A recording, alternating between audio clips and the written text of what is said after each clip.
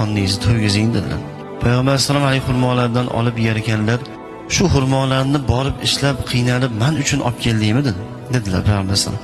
Ha, ey Allohning rasuli, nima uchun bu ishni qilding? Sizni yaxshi ko'rganligim sababli dedilar. Payg'ambar alayhisalom xurmoni yerkanlar, ha, meni yaxshi ko'rasanmi?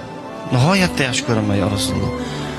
Agar dedilar Payg'ambar alayhisalom, meni yaxshi ko'radigan bo'lsang, qiyinchiliklarga, mashaqqatlarga, faqirlikka, musibatlarga tayyor turgin. Chunki meni yaxshi ko'radigan bandalarga Alloh ko'p sinovlarni beradi. Meni yaxshi ko'rgan bandalarga Alloh shunaqangi faqirona, haqirona, oddiy sodda hayotni beradi. Boshiga musibatlar tushadi. Moli bilan sinov beradi, joni bilan sinov beradi, mana shunaqangi qiyinchiliklarni beradi dedilar azizlar. Shuning uchun bir inson masalan musibatlar to'xtamayapti bir insonning boshiga.